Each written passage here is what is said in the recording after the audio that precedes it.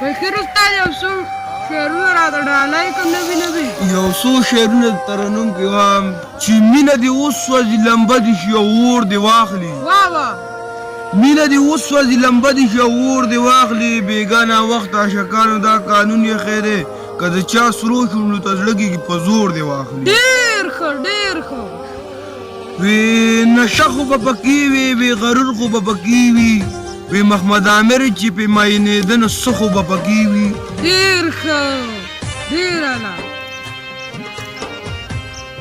او شکیل خان تاله یو څو شعرونه راته ووایه که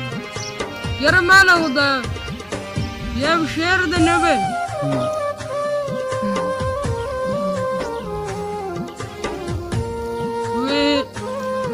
د عشق په باب به مې سر ایښی وي او مړ به یم واه واه واه ارشاد صاحبه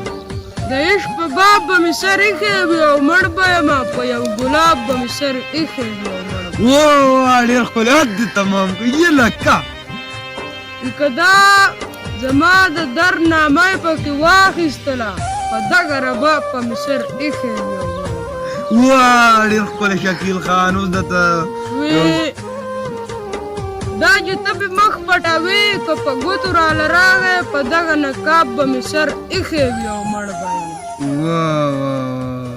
او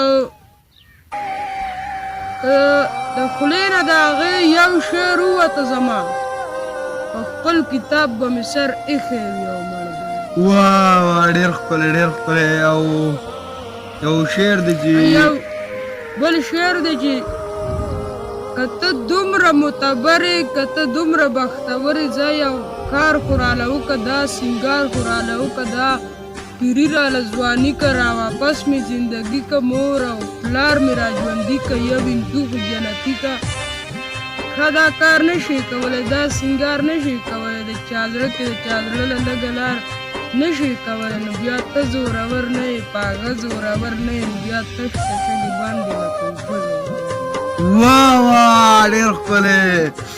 او زه ته اوس یو شعر وایم زه بدقسمته یم شک مې په خپل ځان پیدا شي چې زه یار کم بیا شپږ سوه یاران پیدا شي ډېر ښه وی رقیبه په جانان باندې مې دومره پروا نشته رقیبه که مې لاندې کړي نوکان درنه وباسم واه او یو شعر دی وی چې زه مزدور پلار مې مزدور منګه پیړی په پیړی شوي داسې کم یو کس یو چې مو د ژوند یو ضرورت پکې ترسره نه کو د غربت بوج چېرته راکوز زموږ د سره نه شو واه اوې دومره غریب وم چې ګنډلو له مې ستنه نه وه سموده زما کمیس پورې لمنه نه وه وی زما مور به په ټول کلي کې جامې خرڅولې په چا به یې سپینې په چا به یې سرې خرڅولې شونډې به یې وچې اسویلو خوړلې تینه پنسو به تینه سپو خوړلې چې کور ته به ستړې ستومانه راله لکه ګلی چې د اسمانه راله یو داسې وخت چې زه باز شوم زه داخل به بلې کلاس شوم بیا قلمونو له پیسې نه وي بیا کتابونو له پیسې نه وي مور مې د کلي هر یو خان له لاړه هر یو دار له لاړه چا پیسې ور نه کړلې واپس خپل کور ته راله ستړې ستومانه راله لکه ګلی چې د اسمان نه لاړه پټ د پلو لاندې غوټه یوړه لږ ساعت پسې قلمونه لاس کې کتابونه لاس کې بسته یې راوړه ما ورته یې مور دا دې د کمې کړو بس یاره دا شعر رانه هېرېږي بس دومره مې واورېدل چې ځان سره یې وویل چې خالقه ای د قدرتونو مالکه خېټه دې چرې ماړه رانه کړه روزي دې چرې سړه رانه کړه او راته د مور هر سلګۍ یاده ده راته د مور هر سلګۍ یاده ده راته د مور هر سلګۍ یاده د هوایي ډزو شوقینه یاره ستا د ماشین نه وتې ګولۍ په یو مزدور باندې را پرېوتله د یوې خور د سر څادرې وړو د یوې مور د سترګو تورې مړ کړه د یو د حاجي د زړه ټکورې مړ کړو ای په دې خادی د خدای اور پورې که ای په دې مستی د خدای اور پورې که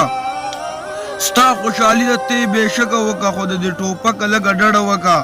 دغه سپور خلک هم وخاندوه دغه سرتور خلک هم وخاندوه و شکیله غلی شه چاړه پکې ستا دا شعرونه په چا سا سر کوي و شکیله غلی شه چاړه پکې ستا نصیحتونه په چا سا سر کوي